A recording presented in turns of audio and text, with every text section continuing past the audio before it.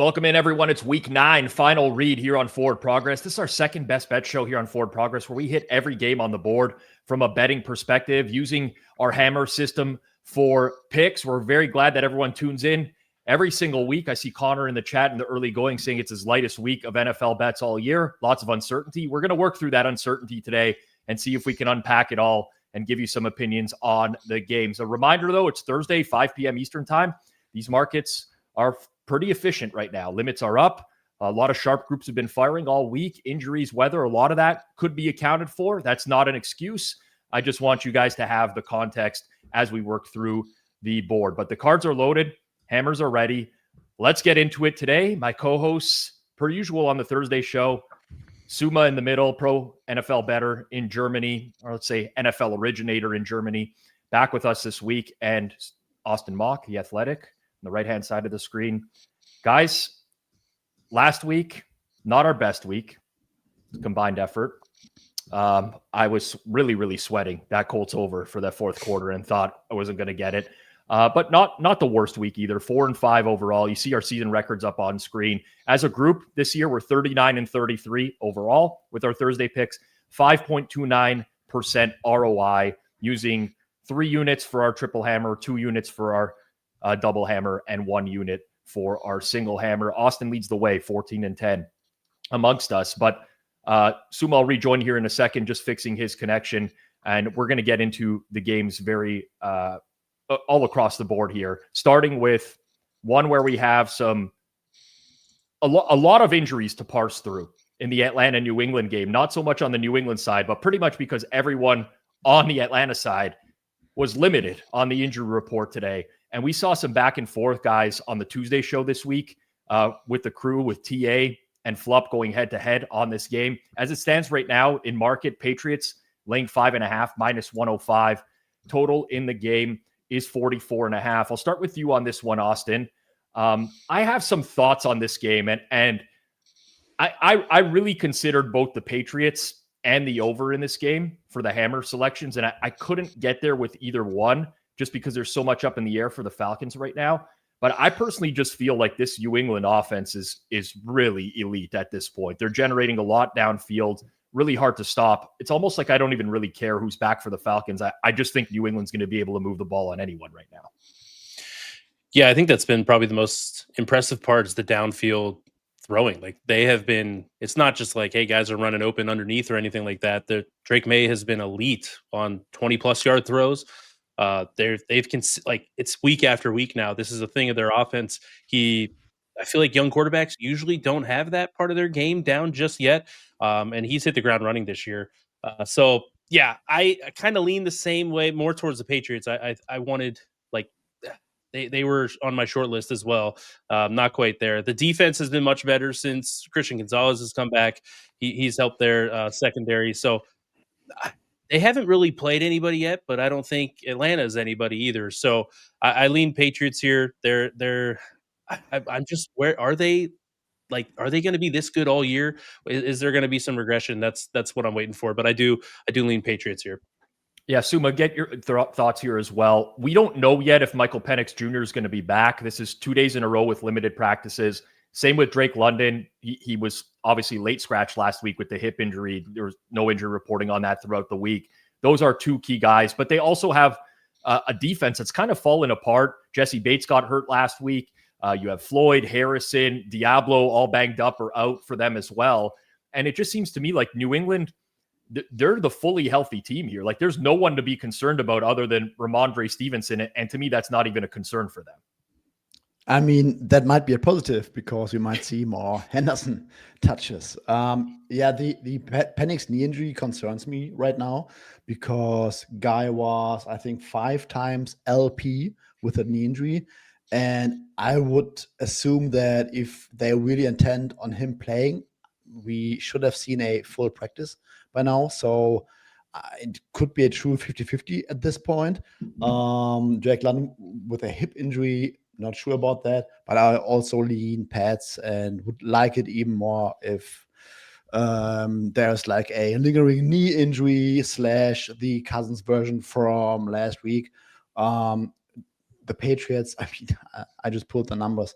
Their offense is third in pass DVOA, second in pass EPA, and third in passing success rate. I mean, this has been nuts, and I'm not sure that the current state of the Falcons defense will really have enough quality to contain that. I mean, last time the Browns had a pretty decent defense. Yeah. Myles Garrett sacked him 5 times, and it did not matter at all. He had one of the best passing performances of the year.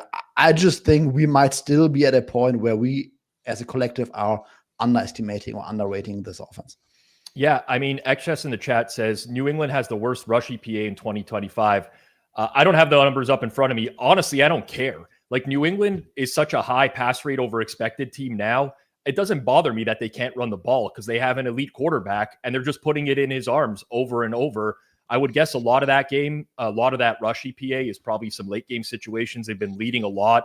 Other teams know they're going to run the ball. But to Suma's point, May took a bunch of sacks last week, still put up a 49% success rate against Cleveland's defense and 6.5 yards per play. And the biggest thing for New England this year, like first 3 or 4 weeks, they struggled to generate explosives. Now they are generating a ton of explosives. So I have pretty strong leans to both New England and the over in this game. I'm just kind of waiting for the injury situation to resolve itself tomorrow on the Friday injury report. Moving on to the next game here, we have the Carolina Panthers at the Green Bay Packers. It appears as though Bryce Young will likely return from his ankle/high ankle injury that he suffered a few weeks ago. Andy Dalton replaced him last week. He was horrible in that loss to the Buffalo Bills. Current line at FanDuel's Packers minus 13.5, minus 112. Total in this game is 43.5, minus 115 at FanDuel. That's lower than the rest of the market. You have some spots, a lot of spots above 44 right now. So if you're interested in the over in this game, FanDuel probably a good spot to bet it. I'll start with you here, Suuma. What do we make of this game? I mean, I was pretty high on the Panthers going into last week. Looked like a complete idiot. I think we all talked about the Panthers against the Bills, and we got to own that one. But, I'm looking at this matchup, and the O-line for Carolina going into this week looks like it could be a real problem for them against this Packers front four. Yes, absolutely. And while we were going on the show, I think Damian Lewis also popped up with an injury. Yes. Is that correct? So Damian Lewis, I guess he was limited. So we will see if that was a downgrade and he just didn't finish practice or whatever. But Taylor Moton, he might end up playing. I think there were some positive comments, but basically the entire interior of that O-line is pretty much banged up or is not going to play. And that against a Packers pass rush. Packers also have a very decent run defense. So I'm just not sure that the Panthers will be able to run the ball here. And their defense is not good enough to contain the Packers. I'm not sure that any defense right now is. Mm-hmm. And then if we get into a bad game script, it's going to be like Bryce Young dropping deep against the pass rush without an interior offensive line. I have nothing on this game, but I could not touch the Panthers right now. Yeah, Austin, I haven't bet this one either. I do have some leans that I haven't been able to pull the trigger on. And these are kind of counterintuitive to one another. Typically, if you like the big favorite in a game, it's correlated with the over. I guess my strongest lean would be Panthers team total under. Even with Bryce Young returning, like you look at Green Bay last week against Pittsburgh, they rush forward a lot, generate pressure, drop guys into coverage. Aaron Rodgers had a decent game, but kind of fizzled out over the second half. I don't think Bryce Young is capable of methodically marching a team down the field against this Packers defense. I just think they're really going to struggle to score. Yeah, and I think one of the things when you have injuries, and definitely on the interior, what the Packers are able to do with lining up Micah Parsons wherever. And the communication is huge there, right? And the continuity of your offensive line. So that's going to be a big thing for me in this game. They can line them up like last week. All they did was line them up over the nose tackle. And the Steelers were just like, we don't know how to stop this guy. So they're the second lowest blitz rate in the league. They have one of the highest pressure rates. Like that's when you have offensive line injuries. Bryce Young's not a guy who I want to be dropping back a lot. You're going to be losing in this game most likely. So yeah, I think the Panthers team total under, I think I agree with that a little bit. I have a slight lean towards the under. If you get that 44, 44.5 that are out there. I'd like that better, but there is the worry that Green Bay's offense can just click the whole time. So yeah, biggest thing to watch here, I think, is how the Panthers offensive line manages whatever Green Bay does with Micah Parsons to generate pressure. Yeah, my biggest issue with laying this number is, one, Green Bay's still a pretty run-heavy team. Even as guys like Christian Watson get back, they're running the ball more than I think that they should with that offense. Also, we've kind of seen Green Bay in the past with LaFleur and Love get like a little bit too conservative late in games as well. Just my thoughts on that, which makes it a little bit more challenging. It's that coaching tree. They all are kind of bingo. They just kind of try to run out the 28-3 Super Bowl, Yep. Never come back from that one. All right, we're going to move along here to our next game in just a second. But FanDuel is making Week 9 even bigger in the NFL with a chance to win a share of $2 million in bonus bets tonight. That's right, $2 million. Here's how it works. It's actually very, very simple. All you got to do is opt in and place an anytime touchdown bet on Dolphins, Ravens, using your profit boost. If the player you pick scores either the first or the last touchdown of the game, you earn a share of $2 million in bonus bets, $1 million for each touchdown. So $1 million for first, $1 million for last. Last I checked, FanDuel had some really good prices in market for Rashad Bateman tonight, Mark Andrews, Ollie Gordon, like best price in market. So I'm not saying you have to bet those, but if you're looking for someone to use it on, those are some options. It's just one more reason to bet on the NFL with FanDuel. Whether you got a feeling about that opening drive or you're banking on a clutch finish, now is the time to get in the game. Visit FanDuel.com/forwardprogress and download the app today to get started. FanDuel is an official sportsbook partner of the NFL. Must be 21 plus and present in select states. For Kansas in affiliation with Kansas Star Casino. 19 plus and located in Ontario, or 18 plus in DC, Kentucky, or Wyoming. Opt-in required. Must apply profit boost token on select market. Prize pool to be split equally amongst all eligible participants who made the correct first or last TD pick. Bonus issued as non-withdrawable bonus bets which expire 21 days after receipt. Restrictions apply. See terms at sportsbook.fanduel.com. If you have a gambling problem, call 1-800-GAMBLER or visit fanduel.com/RG. Call 1-888-789-7777 or visit ccpg.org/chat in Connecticut or visit mdgamblinghelp.org in Maryland. Hope is here. Visit gamblinghelplinema.org or call 800-327-5050 for 24/7 support in Massachusetts or 1-877-8-HOPE-NY or text HOPE-NY in New York. Call Connects Ontario at 1-866-531-2600 or visit connectsontario.ca. All right, we're moving along here to a very, very interesting game. And when I say interesting, it's because I really don't understand this one. Chargers at Titans is our next stop on the board. It seems like every week, guys, there's some... listen, not last week against the Colts, but every other week you get some sort of Titans money in market. That's what's happened so far this week. Current market at FanDuel is Chargers minus 9.5, minus 110. Total in the game is 43.5, juiced slightly to the under. I'm going to give out the first hammer selection of this week's show, and I'm going to go triple hammer on the LA Chargers minus 9.5, minus 110. And I can grab a permanent marker here and draw a square on my forehead if you want. I don't care. The Tennessee Titans are not a real football team at this point. I like the market love for Tennessee does not add up given their injury list. We could look to the Chargers on the other side. Derwin James was like expected to maybe miss some time, and he's not. He's practicing. Looks like he's going to go this week. You get more snaps of Khalil Mack back. You get more snaps of Denzel Perryman back. The defense is looking a lot better. But you looking at this Titans team, they're down wide receiver 1 in Calvin Ridley. This is a team that cannot afford to lose wide receivers. They have zero depth whatsoever. But on the defensive side of the ball, Jeffrey Simmons, 2 straight DNPs. Arden Key, 2 straight DNPs. Xavier Woods, 2 straight DNPs. They've already traded Roger McCreary and Jarvis Brownlee this year. L'Jarius Sneed is on IR. Like, this is one of the worst football. This is such a big mismatch. I really don't understand who's clicking Tennessee. I think that the Chargers are going to blow them out in this game. I really like Los Angeles minus 9.5. So I'm using that as my triple hammer. Again, a very quote unquote public square play. I don't care. I just don't think that the Titans are, I think they're an abomination, and the market still ranks them too highly, Suuma. I don't understand this one.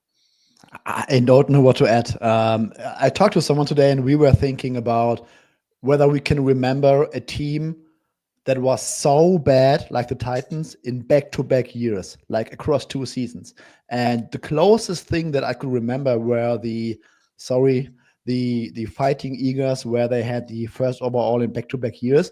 And to be honest, they were not as bad as the Titans. They had a few flashes at least. So, yeah, Chargers for me as well.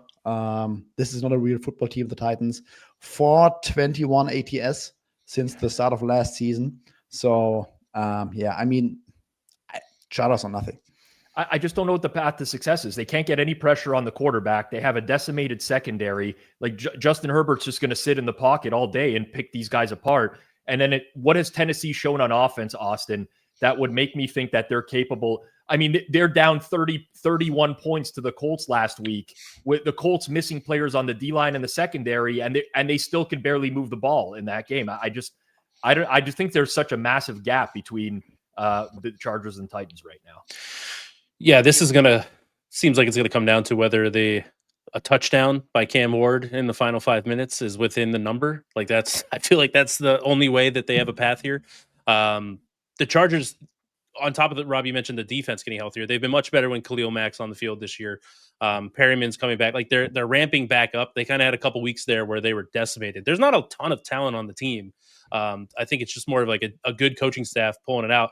And then Joe Alt's back, and the offense immediately was like, oh, okay, this is the offense we saw, the first 3-4 weeks of the season before he went down with an injury. So yeah, this will be one, like the way it's shaping up is I'll if I'm not on it, I'll probably be regretting it and rooting for your triple hammer here. But yeah, I don't know. I think the Titans are just such an outlier that like models or whatever can't, like, they're an outlier. So they're not grasping it. They're not, measuring it correctly. So I definitely think they're in the do not bet category. I don't know how you can justify a click in most games, but definitely against this Chargers team. And the last point I'll add, in these like big spread games, I'm always somewhat concerned in a lot of them that maybe you'll get the backup quarterback who comes in late in a game. Like, Spencer Rattler gets benched, Tyler Shuck comes in. They haven't seen the defense before. The Titans are not going to do that to Cam Ward. Like they're not going to take him out to put Brandon Allen in at some point. So like, we know what we're getting out of that team.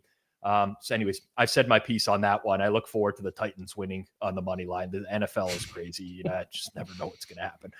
Next game on the board, Broncos at the Texans. Current market sitting at Texans -1.5. So that's kind of flipped since the opener where the Texans were underdogs. Total in the game at FanDuel 40.5. Juice to the under. And we're going to go back to back here, guys, where I'm starting the parade. I'm going to go to a money line price here. And I'm going to bet the Texans for my double hammer in this game at -124. I go to the money line here instead of the spread because it's just a better price relative to where we're at right now. And it's a really good price in market at -124 on the Texans. I don't like Houston at all. Haven't liked them all year. Not a DeMeco Ryans guy. The loss of Patrick Surtain for the Denver Broncos, coupled with the fact that it seems like both Nico Collins and Christian Kirk will be back this week, barring any sort of setback in practice, has pushed me over the top here because I actually somewhat trust Houston to be functional.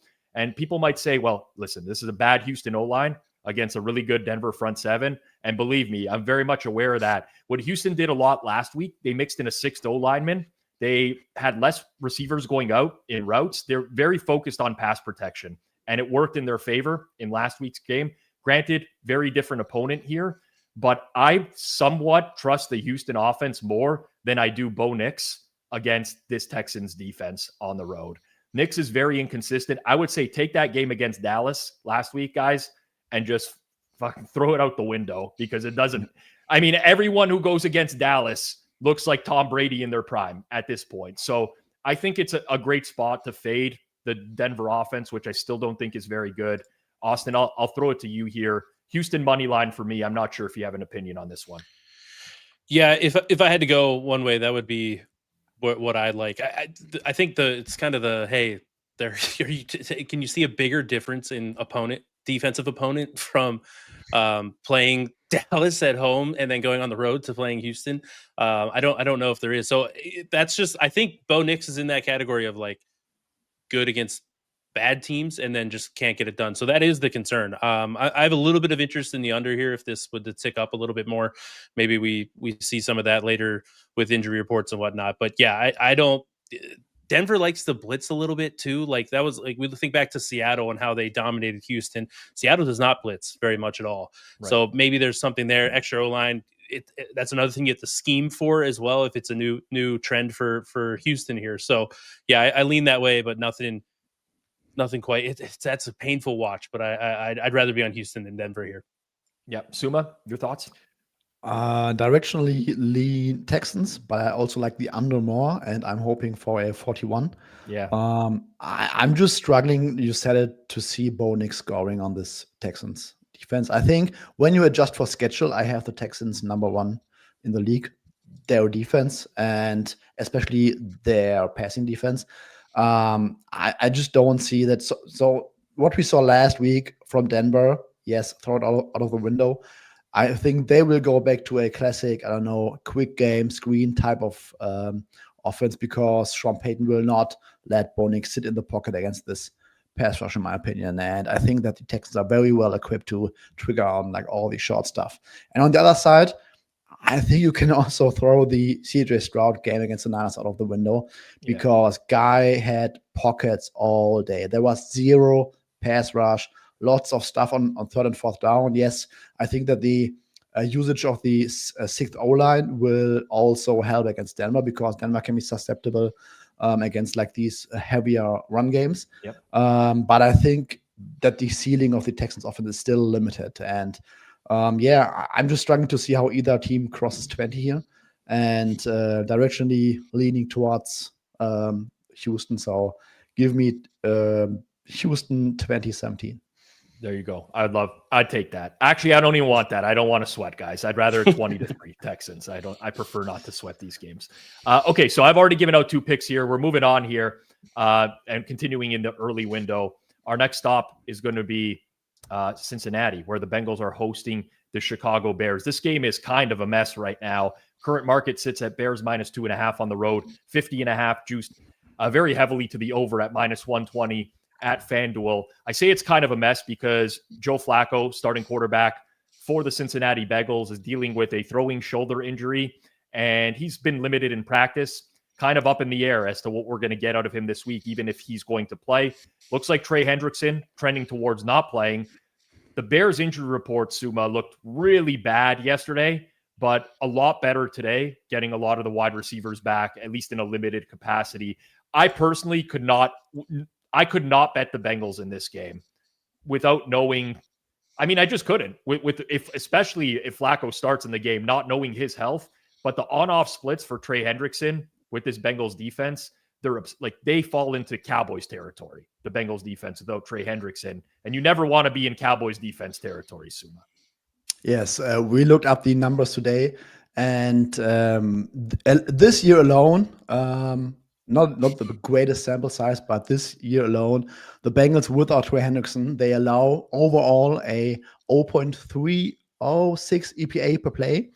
And that's as if you were facing the Green Bay Packers passing offense on every single down. Yeah. So that's how incredible that on-off split is. And Flacco limited. And let me quote the number 2 injury merchant from the Tuesday Best Bet show, Cheesesteak George. His arm angle was low when tossing it. And that's enough for me. Flacco is not going to be 100%. No, just kidding. I think the Bears defense, they have a lot of injuries. And I think that a healthy enough Flacco will put up some points. But I just think that the Bears offense will run all over this Bengals team. Like no Hendrickson. I think they have 3 linebackers potentially not playing. Oren Burks was downgraded today with a groin injury, so that might be like an injury at practice. Logan Wilson, DNP twice. I just have no clue how the Bengals are going to stop this Ben Johnson offense. I'm pretty low on Caleb Williams, but I think the one game will work all day, and then they will have lots of space on play action. So, I'm taking the Bears here. FanDuel best price in market -2.5 for a single hammer. Flacco might be upgraded tomorrow. Number might get a little bit better, but I'm risking it here. I think there's a lot of upside. I mean, if he gets upgraded, you still have a starting quarterback with a throwing shoulder injury. I mean, I've been down this path many times in the NFL before. It usually doesn't end well. G-Stack in the chat, by the way, saying Suuma and G-Stack collab right there. I mean, it's a Suuma, G-Stack, and Austin collab because Austin wants to use the Bears as his single hammer as well this week. Yeah, I echo everything that Suuma has said here. The defense, like, it's in its own territory, kind of similar to what we were saying about the Titans. Like, I think they're so bad that we're not quite, like, we don't really know how to price them. The run game for the Bears is going to be the key here. Like, Caleb he has his faults. He's not great from a success rate standpoint. EPA per dropback is boosted a little bit by explosives, but they've consistently gotten explosives pretty much week in and week out in the air and on the ground. So I don't know. No Hendrickson, no Logan Wilson. I don't know where the stops come in this game. And then you add in that we either are going to get Jake Browning or we're going to get a probably less, like, on top of it, Flacco's 41, however old he is. Like, there's no way that shoulder's feeling good. So yeah, a single hammer here with the Bears. I could not be lower than the Bengals defense without Trey Hendrickson. I don't know how you get lower. So all right, 2 single hammers here on the Bears. And listen, I agree with you guys. It just didn't make it into my top selections this week, but subjectively, I do agree with you guys there. Before we get to our next game, really quickly, I see about 500 people watching across different platforms right now, 150 on YouTube, 350 on Twitter. If you're on Twitter, you can always come over to YouTube. There's a live chat that's going on where people are discussing the games in real time, and it gets pretty hectic throughout these shows as well. So if you want to participate in that, hop on over to YouTube. If you're here on YouTube already, take 1 second, smash that like button down below. If you're new here and you're not subbed to the channel, make sure you do that as well. Helps us grow the channel and continue putting out content year after year for you guys. So please, if you could just take 1 second and do that, that would be very much appreciated. We're heading over to Pittsburgh, where the Steelers are battling the Colts. There was original weather concerns for this game early in the week. That looks like it's moved past right now. Maybe you're going to see some light rain here, but nothing that should affect the outcome of the game. The Colts, -3.5, -115 at FanDuel right now. Total 50.5. And this one is juiced towards the under. I think all three of us have thoughts on this game in some capacity. Austin, you wanted to focus on the side here. So I'll start with you. Steelers, Colts, who you liking? Yeah, I'm going triple hammer on the Colts, -3, -115. I don't know what it is about the Steelers defense and whether we're just thinking like, hey, they have the firepower with TJ Watt and Cameron Hayward, like they got the bodies to make it work, but they're I don't know if they've been solved. Like I think Watt's getting chipped on over half of his pass rush, and it's just like you can't get after the quarterback, and they can't do anything. They can't stop the run. They can't stop the pass. We've seen this for multiple times. Like the Jets moved the ball on them early in the season. Like we've seen it's over and over where we're seeing these huge offensive outputs. And that's before we get into Daniel Jones and this Colts offense that, again, guys are continuing to run wide open. Maybe the most impressive thing, because we've kind of lost, like I feel like it's gone under the radar because of how improved Daniel Jones and the passing offense has been. But the running game is incredible. They're blocking. Every concept is good. They're making huge holes. So like not only are guys running wide open, and Daniel Jones is on a down-to-down basis has been incredibly successful. They're able to run the ball. So I don't know how the Steelers, without a consistent pass rush, struggling in coverage, struggling everywhere, what are the paths to slowing down the Colts here? And I don't think the Steelers offense is a team that's geared to play in this. Like they had a big lead. They were playing well against the Packers. They weren't even competitive in that game in the second half. So similar thing here. I think for the Colts, triple hammer, -3. I make it 3.5. So I'll gladly take the Colts here. All right. Austin on the Colts. Steelers also lost to Sean Elliott to IR. Their coverage was already pretty shaky in man, and now it's getting a lot worse. Suuma, both myself and you agree on the total here. You have a little bit more vindication, making it a triple hammer as well. So I'll let you break it down. Yes, over on the Steelers. I think it's also the best price in market. It's really good FanDuel right now. 50.5 -104 is a very good price. Yeah. Yes. I think we did a good job at the Packers-Steelers game last week, and I think we can apply the same logic of the Packers offense against this defense, because all the stuff that the Steelers are not good against, the Packers do well, and the Colts do a little bit better right now. So all this underneath play action yak stuff, deep inbreakers, the Colts do very well. And yeah, I don't think that the Steelers defense is going to stop them. But I'm also a little bit more optimistic about the Steelers offense here, because I don't like the Colts defense. They do Big Lou is doing some funky stuff, but they still have issues at cornerback, not deep at D-line. And I think the Steelers have been very decent at moving the ball over the season. And going from the Packers defense to the Colts defense is also or 2 steps down in class. So I think this has some decent shootout potential. Yep, I agree with Suuma. So Suma's using it as a triple hammer. I'm going to use it as my single hammer this week to round out my card on the over 50.5 minus 104. But it just comes down to me for like that. I think both offenses are going to find easy throws and a lot of yards after catch opportunities. That's the one area that the Colts have struggled with defensively this year. And now Grover Stewart, 2 times DNP as well. That'll hurt their D-line, especially if Ibukam is out again as well. So ultimately, I just look at both these teams. I mean, Indy, the offense is hyper efficient. I don't see Pittsburgh slowing them down. I like the way that Pittsburgh's offense is built to attack this Indy defense. It's another week where I'm betting an over in a Colts game. I just don't think that these have been adjusted up enough across the board. All right. Keeping it in the early window, 49ers at Giants is our next stop. 49ers minus 2.5, minus 115 at MetLife Stadium. Total's been bet up quite a bit. It's at 48.5 right now, juice towards the over. We don't know exactly who's going to be at quarterback yet for the 49ers, but if, we all listen to the coach's quotes, Kyle Shanahan, it seems like it's going to be Mac Jones with a pretty high probability at this point from what I, can decipher from the coach speak. The Giants both teams have like a ton of injuries on defense, Suuma. Like San Fran's defensive line, can't quite remember a defensive line that's had this many players that have been on the injury report or IR in a long time. The cornerback situation, though, for the Giants is ugly. I know G-Stack George took San Fran with his triple hammer on Tuesday. I was actually going to be looking to take the Giants today, and then I saw the injury report again. I'm like, this is a very unserious secondary. Yes, I don't have a strong opinion, but this is one of those games where I can see myself saying, like on Monday morning in hindsight, it was Kyle Shanahan against a awful run defense with a banked up cornerback group, and I just missed out on that one. Yes, I also think it's going to be Mac Jones. The Giants' run defense is really, really bad right now. They can't stop opposing wide receivers. And I feel like the Niners will just have a chance to just move the ball up and down the field. Yes, Giants offense has been very entertaining.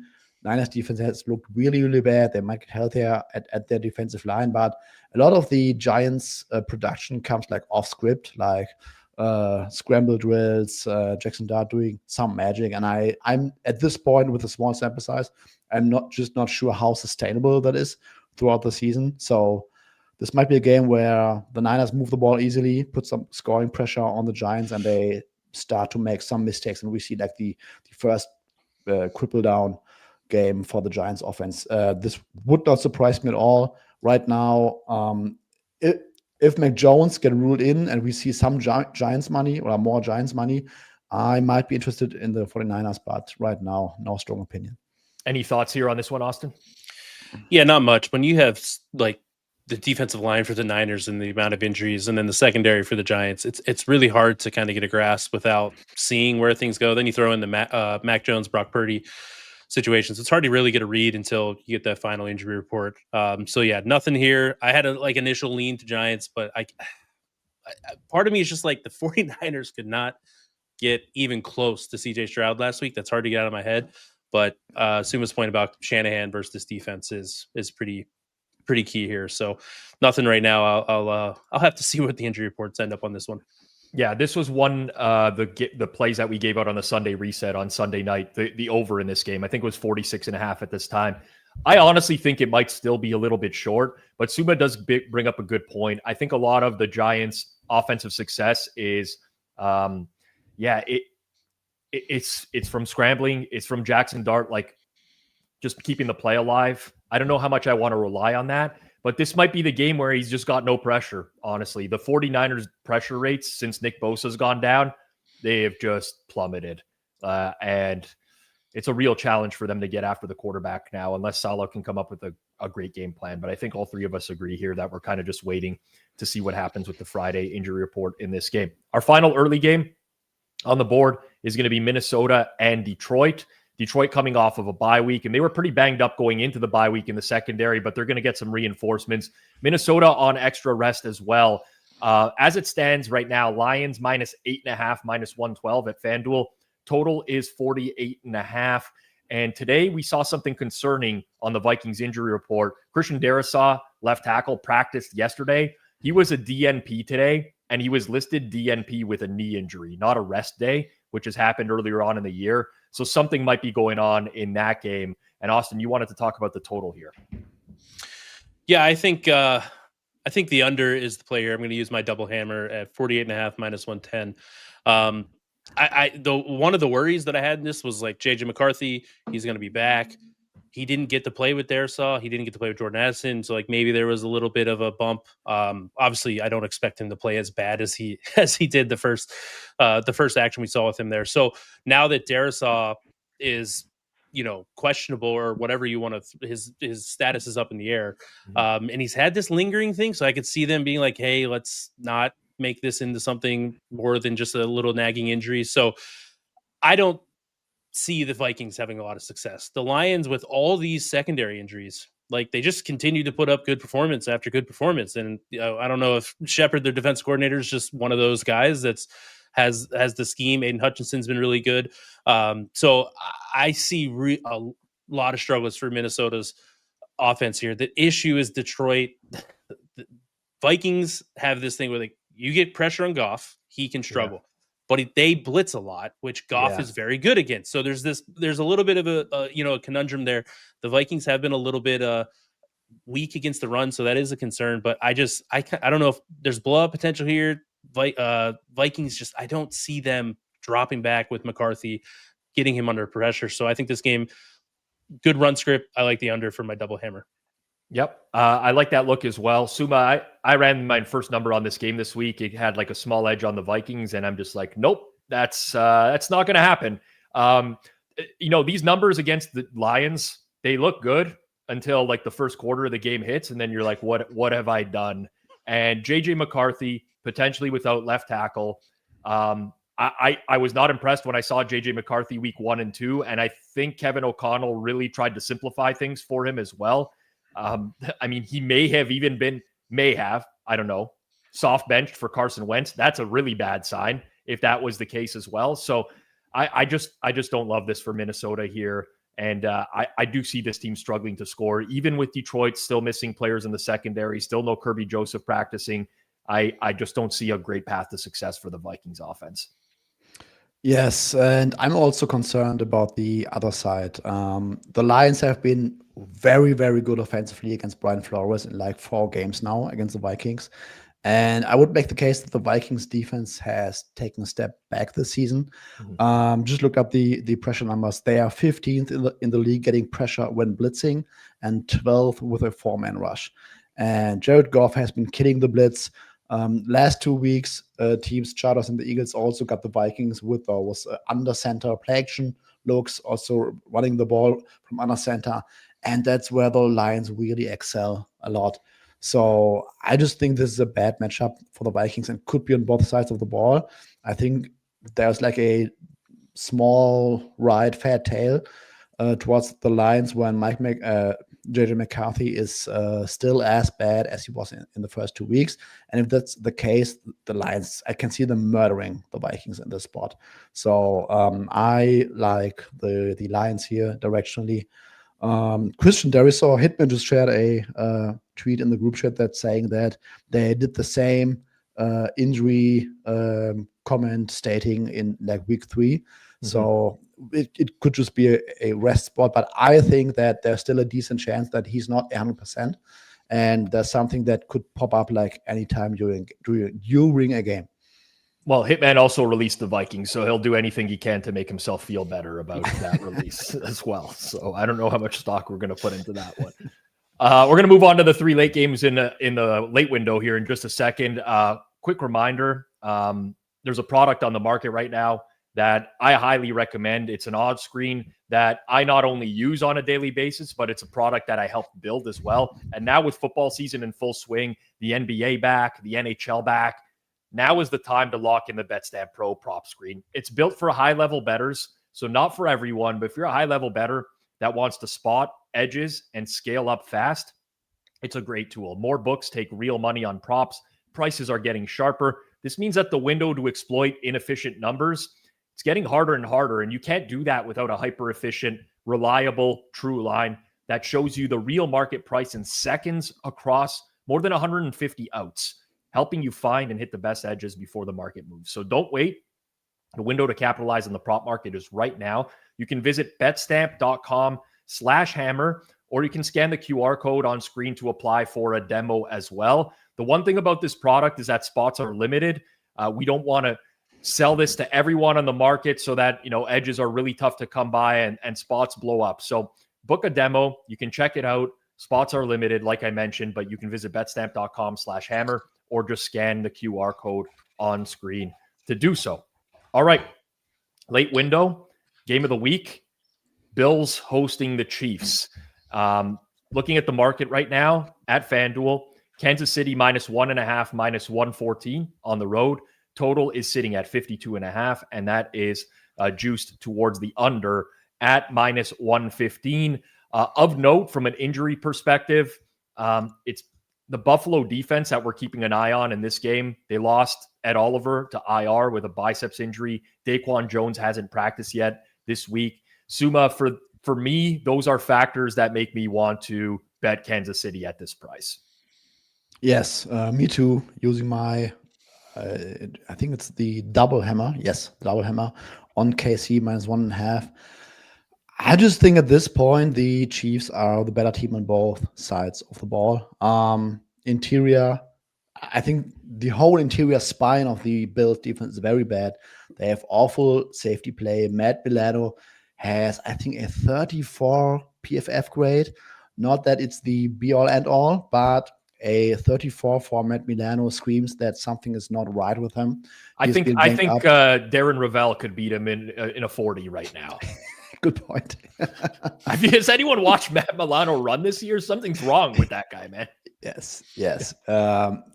Defensive tackles are super thin. Linebackers are bad. Safeties are bad. Cornerbacks are not good. The only thing that's working for the defense is the edge rush. But I think this edge rush will not get to Pat Mahomes because the Chiefs will have like way too many answers in the short, intermediate passing game.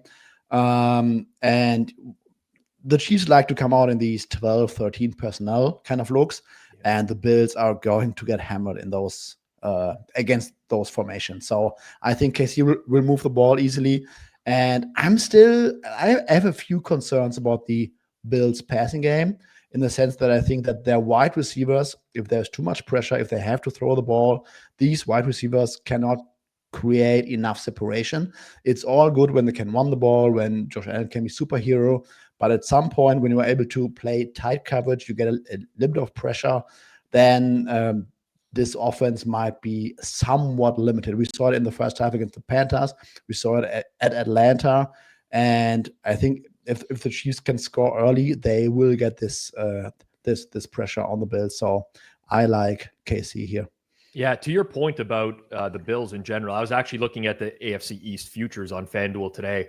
I actually like the Patriots in the AFC East. I was talking to another bettor about it today as well. But you look at the Patriots schedule down the stretch, I don't actually think they already beat Buffalo in Buffalo. There's not much separating these teams right now.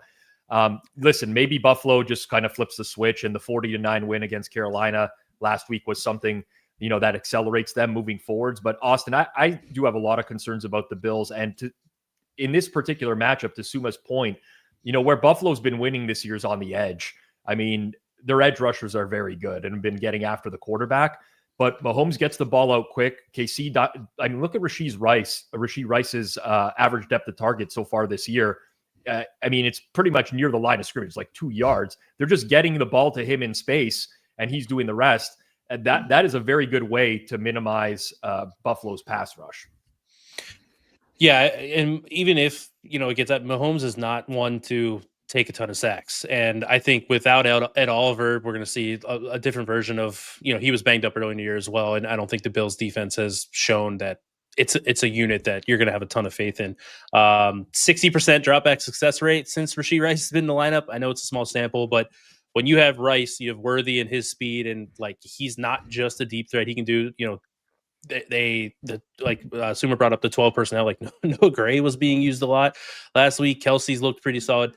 There's just too many paths to the offensive success in this game. And yeah, maybe Josh Allen plays Superman.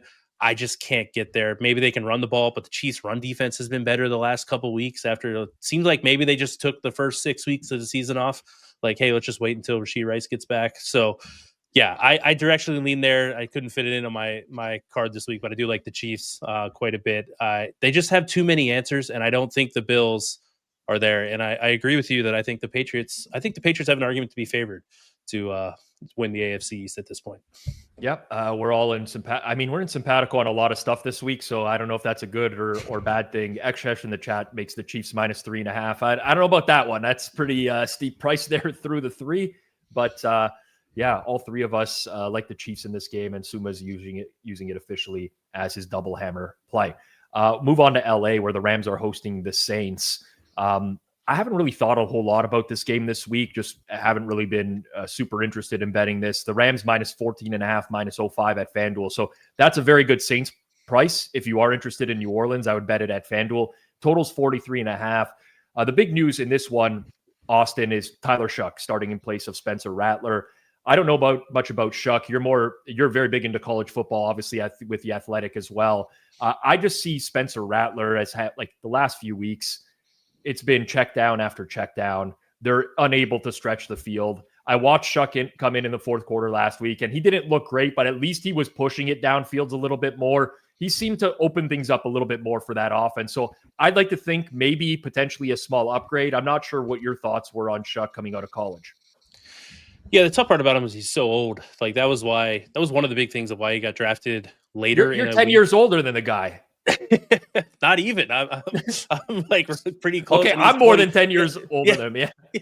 But he's like 26-year-old rookie or 25, whatever he is. Like he is insanely old. That's why his stock was there. So I think that is the concern, though. He played in a passing offense where they were aggressive. They pushed the ball down the field. That's the concern, and like you don't know what you're going to get, and you get I'm not saying I don't love laying big numbers with the Rams in these spots, but they're like we talked earlier about the Packers, like they have no problem with letting it, just, hey, let's just run this out and win, and the back door's wide open the entire second half. So that's a concern. Maybe they're like the Rams run defense has been a little bit of a worry. So like maybe there's a little some off of Shuck's shoulders there. But yeah, it's just hard for me to like really know what you're getting.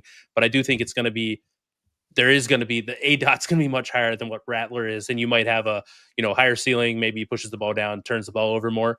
We'll see. But that's kind of my read, and long way of saying I'm not doing anything with this game.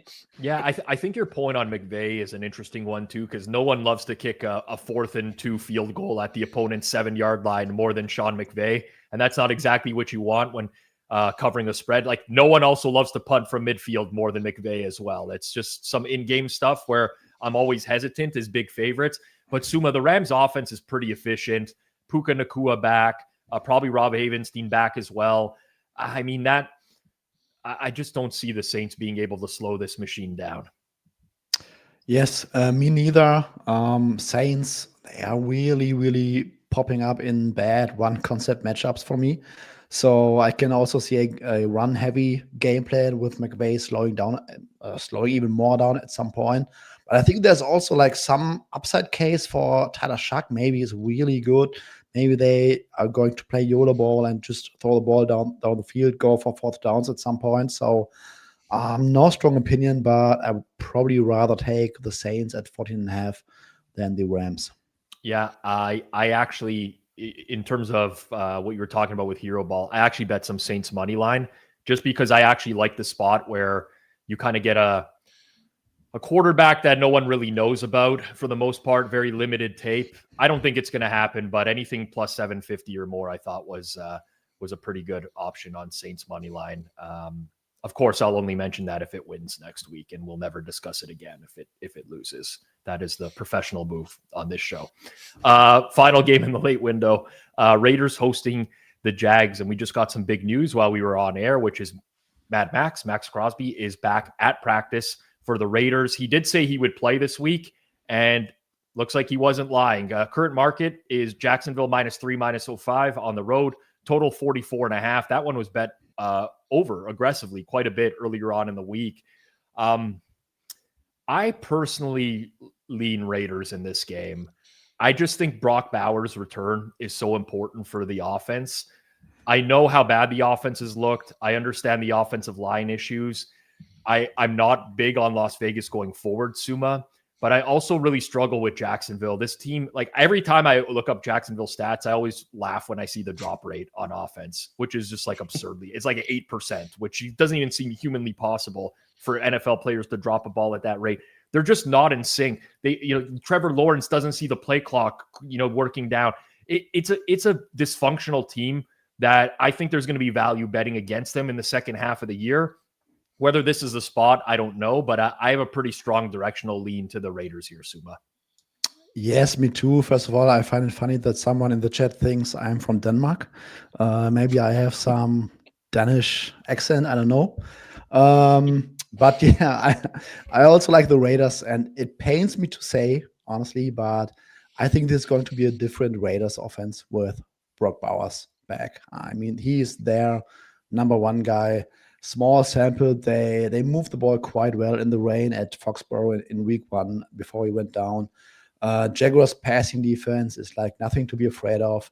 Yes, they had some good looks against the run, but I think that this might be the spot where we get that classic Geno Smith in the dome kind of game where he throws for 340, and Brock Bowers looks like his rookie self, and I would not be surprised if the Raiders score a decent bunch of points. I also like the Raiders. Austin, thoughts here? I mean, this is getting weird now with two people advocating for the Raiders because of Brock Bowers. Brock Bowers is so important to the offense. Like the dynamic players are just not there if he's not on the field for them. I think it's going to change things for them, and I do like that they got the bye week to kind of sort through all the stuff that hasn't been working. Whether or not Chip Kelly and Pete Carroll can put their two heads together and figure that out, I don't know. But I just can't get here with this Jags team.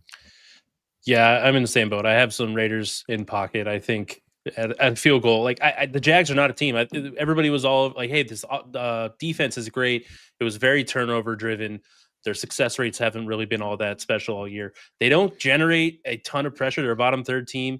That's what's been this offense's like Achilles heel. Geno Smith has been horrendous against pressure this year. Brock Bowers is that key. He's the tight end. He's elite in that. Michael Mayer, they can do a lot of different things when they're both there, and Bowers just opens up everything else for them. I don't think he was healthy after, like, they should have probably sat him down when he had a non-contact injury. They're like, he'll be fine. He tried to stick it out. So I think if he's going, he's healthy. I think we might see a little bit uptick here, and I'm just not trying to get behind the Jags laying a field goal on the road in this league. So all three of us back in the famous last words. Listen, this was never going near the hammer picks for me this week. I'm not that level of confident in this, but I don't rate Jacksonville very highly.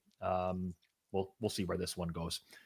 There's someone in the chat that has frequently been asking for us to break down Arkansas, Mississippi State, probably about a handful of times this show. You got the wrong show, my man, but I'll tell you this. You can go check out Hit the Books every week on the Hit the Books YouTube channel or in podcast form.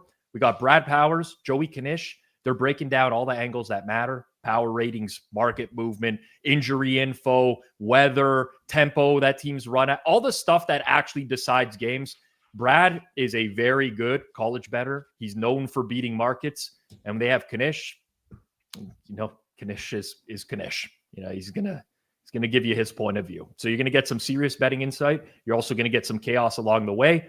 I don't even bet college football that much. I watch every single episode of Hit the Books because I think it's just a great show. So subscribe to it if you haven't already, and be ready Mondays and Fridays, 5 p.m. Eastern time, to check it out. It's a really solid show. All right, in the primetime slate, we got Seattle, Washington.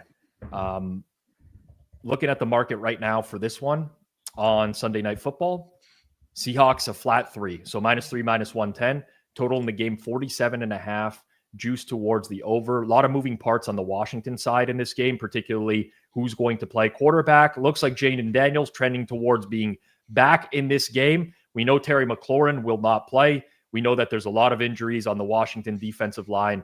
We know for the Seahawks, Julian Love probably out, maybe going to be an IR stint for him. Devin Witherspoon likely back. And this is going to be another one, guys, for me. Like, you might as well just draw the square on my forehead as well, because no one wants Washington in this game. I don't want Washington in this game. I don't really know what the path to success is for the Commanders. I think their defense is an abomination. And yes, they can get pressure. That's one thing that they do well.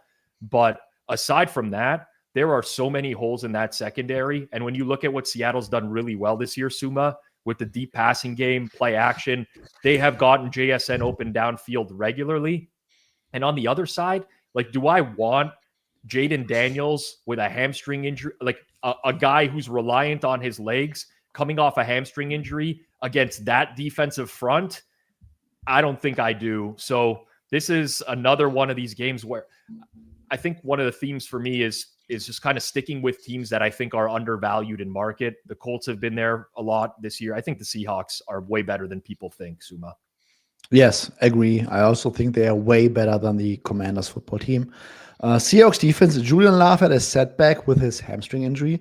But other than that, we might get the healthiest version of a defense that ranks 4th in pass DVOA, 2nd in rushing DVOA, 1st in rushing EPA. I mean, they are very good, have been very good against the pass, against the rush, and now they are getting healthy. So I just don't see how the Commanders offense does a lot in this game. And yeah, on the other side, I agree with you. This Commanders defense has been falling apart. Their defensive line is like completely banked up. I don't think they will get enough pressure throughout the game on Sam Darnold, and he will just PA bomb them to death like he does with all the other opponents so far. It's a good point by XS. The Commanders' defense can actually stop the run. That is all Seattle does. I think they've been very inefficient in the running game for sure, Seattle this year.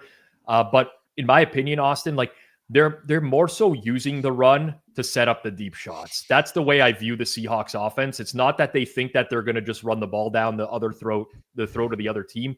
It's that they want the other team to respect that running game. It is a valid point, though, for sure. Yeah, the tough part about for me is Armstrong's out. He was like, I felt the best defensive lineman for them, and he was constantly causing havoc for the other team. That's a concern for me. They weren't really competitive in that game against the Chiefs. I think the Seahawks are just a matchup problem. Every Commanders game I watch, Bobby Wagner is like trailing someone wide open, and it's painful for me to watch because he is so slow. We were joking about Matt Milano. Bobby Wagner is in the same boat. It pains me because of how good he used to be. But yeah, I lean Seahawks here. I don't know. Like, you give me Jaden Daniels, who his legs are so important to where this is the 2nd lower body injury this year. So now we're getting into a point of like, can he use them at all? We saw last year their offense kind of ticked down. He's not going to run the ball a ton, I can't imagine, in this game. So the Seahawks also don't have to blitz to generate pressure. He's been decent against not facing the blitz, but that's probably because he can scramble. If he can't scramble, I don't know what you're really getting out of this Washington offense. So yeah, I think the Seahawks are much better on both sides of the ball. And I think 3 is a little bit short here. I would, this was in my contention for being a play for a hammer. So I like the Seahawks. NMD777 in the chat says Laramie Tunsil may miss the game as well. He did return to practice today in a limited capacity. I believe I saw that, or is planning on practicing. I could be totally wrong on that, but I was pretty certain I saw that he was back out there, because I was a little bit disappointed on seeing that news today. But yeah, I just don't. Washington's offense last year versus this year, I just don't see it being the same lethal offense that it was. I mean, it's really tough, Austin. Yeah, they also had like I was kind of low on them coming into the year. I think I bet a alt under on a show, or that was one of the preseason shows. They had so many things went right for them in the final 2 minutes of games last year too, to kind of like make us like, hey, yeah, this offense is really good. Like, I think it made us think it was like elite in a way. So like, I'm not super shocked that this is going, even without the Daniels health thing. It's not totally shocking that they're coming back to earth a little bit. So yeah. All right. Monday Night Football. It's the Arizona Cardinals at the Dallas Cowboys. Dallas -2.5, -118 at FanDuel, total 53.5. And this one's going to be interesting, because we might not know who's going to play quarterback in this game right up until the start of this game. From what I'm seeing right now out of the Arizona camp, Kyler Murray and Jacoby Brissett split snaps for the Cardinals in practice today, which is very, very interesting coming out of a bye week. I got to tell you, Austin, I think that if Brissett starts this game, he can absolutely carve this Dallas secondary right now. I mean, Trayvon Diggs on IR. They have no safeties. Like, their top 4 safeties are probably going to miss this game. It's a defense that can't generate pressure. I kind of like Arizona more in this spot if Brissett actually goes in this game, because of his ability to pass downfield and especially pass over the middle of the field, something that Kyler has struggled with. So I have a pretty strong lean towards Arizona here. But then I just see the total in the game and I'm like, 53.5. Like, are we still pricing Dallas games like below 55? They can't stop anyone at any point, and the offense is highly efficient as well. So I kind of got 2 looks in this game that I'm interested in, with Arizona and the over. We'll start with you, Austin, on Monday Night Football. Yeah, I lean a little bit towards the over as well. Side, I'm pretty neutral. I do think Brissett has kind of I think he matches up better. But then again, like, Bo Nix just looked amazing against this Cowboys defense. So maybe it doesn't matter. It might not matter. They're in the Bengals territory for me, like, where I don't know if you can price them correctly. So I'd rather just be, you get one of those like Dak games where he's on and CD, and this offense has been great. So I lean more towards the over here. It's a little painful to be sitting 53.5. Like, I'm still not adjusted to these horrible defensive totals just quite yet from years past. But yeah, I don't like when I have a numbers lean to an over at this price. I feel like that's probably a play I should be making, because Dallas, the game script is just like, hey, they have to score at will. And one thing to note, will be interesting to see, Shoddy's been punting like when they're losing too. So like, I don't know if they can get into his head like, hey, you got to be more aggressive. So that's something to watch if that happens. He's not even being like super aggressive, and these totals are going nuclear here. So yeah, I lean towards the over. Yeah, last 5 weeks in Cowboys games, Suuma, here were the total points scored. And the reason I'm using last 5 weeks is because a lot of injuries started to happen after week 3 for them. But from week 4 onwards, 80 points, 59, 57, 66, 68. We haven't had a game less than 57 points in that time frame. So yeah, tough for me here. I mean, Arizona's not like the most explosive offense necessarily. They can't really run the ball either. There's a lot of concerns, but I think all of that gets thrown out the window whenever someone goes up against the Cowboys. Yes, agree with everything. I would like if the market bets the Cowboys off Brissett starting, and we might get a better price. But right now, the market is not really budging like anywhere. I don't think Kyler plays. Like, this sounds so weird. He has gone with the second string offense today. Yeah. So I don't think you go with the second string offense like 3 days before a game if you intend on playing, to be honest. Especially not out of a bye week as well. Yeah. It's just very unusual. So I'm with you. I think Brissett's got to be probably at least 2/3 chance to play in this game. Yes. And then this will be... So Brissett played really well under pressure. And I think that the offense is like better suited and designed for Brissett because this is a drop-back passing game, and Brissett stands in the pocket, in muddy pockets, and just tries to deliver down the field, and Kyler Murray does not do that. So I just have the assumption, while Kyler is certainly more talented, this offense just fits Brissett better, in my opinion. And this Cowboys defense, I made a bad choice last week against the Broncos, and this Cowboys defense, they are much worse than I thought or anticipated. And I think the Cardinals will move the ball up and down the field here. And Cardinals defense has been quietly decent overall, I guess, with like all the secondary and quarterback injuries. Garrett Williams might be back. Walter Nolan, their first round pick, might be back this week. So they're getting more depth at the D-line. They're getting healthier at cornerback. But I still think the Cowboys at home will still score a bunch of points. Yep. All right, let's talk Thursday Night Football really quickly. Before we do, George mentions in the chat, let's smash the like button if you haven't already. If you could take 2 seconds and you're enjoying the show, just smash that like button. It goes a long way for us. Thursday Night Football tonight, it's Ravens and Dolphins. I don't want to lie to the audience here and pretend like we have some sort of big edge on game day. Us three are not guys that are traditionally going to win betting into game day markets. And looking at the limits right now, they're pretty high. Baltimore -7.5, -118 is the price at FanDuel right now. Total's been bet up to 51.5, juice towards the under. It is Lamar Jackson returning. A pretty healthy Ravens team, aside from multiple defensive linemen on IR and Odafe Owe, who was traded as well from earlier in the year. What are we expecting here, Suuma? Like, I personally don't love rushing to bet these quarterbacks in their first game back necessarily. And I honestly don't even know what to make of the Dolphins right now, because they figured out in the last few weeks how to stop the run somehow. Is that just pure randomness? My guess is yes, but really tough game for me to handicap. Yeah, same. I like Baltimore and teasers, for example, paired with the Lions. I think that the Ravens defense has also gotten significantly better since Kyle Hamilton plays around the line of scrimmage. He had, like, I think only one snap last week at deep center field. Little Blue Jays reference, I guess. Yeah. Thank you. Thank you very much.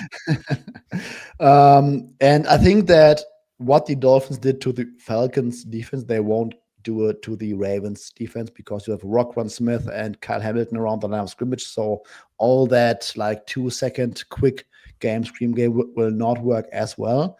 And then I still think this is a very bad Dolphins defense, and we will see the Ravens potentially moving the ball at will here. Yeah, I think if you wanted to bet the Ravens, -7 was the way to go.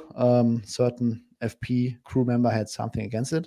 Yep. So yeah, only a teaser look for me. Austin, anything here? Yeah, same. Only a teaser. Roquan Smith being back is on-off splits has been pretty good for Baltimore. Significant increase. I'm not going to say that they're like a great defense or anything. Second year in a row that they've also kind of changed how they're playing Kyle Hamilton to kind of unlock something, and he's just kind of that Swiss Army knife of, hey, we can make our defense better with his versatility. So maybe a little bit underrating the Ravens defense here, but yeah, the interesting thing will be Miami. Can they stop the run again? And will it matter against Lamar? How healthy is his leg? So that's the key here. But yeah, I'm only really interested in some Ravens teasers, which I'm sure will go up in flames, because that's how my teasers have gone this year. You know what? I don't put any stock into this, but Thursday Night Football has actually been nuts this year. Like, some of the results on Thursday Night Football this year have been very head-scratching.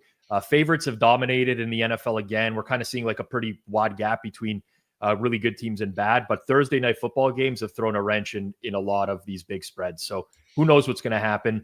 And if you do want to watch live tonight, Dolphins Ravens, we're going to be live right here, 8 p.m. Eastern time, for a watch along.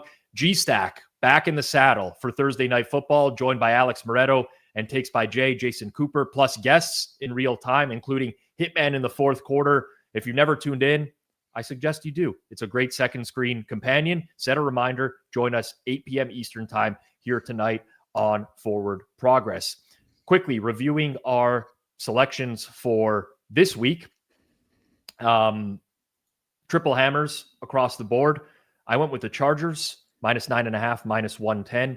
Suuma, Indy, Pittsburgh over 50.5, minus 104. Austin in the same game likes the Colts, minus 3, minus 115. Double hammers. I got the Texans on the money line, minus 124. Suuma going with the Chiefs at Buffalo. Austin taking the under. Minnesota, Detroit, 48.5, minus 110. Christian Darrisaw status up in the air there.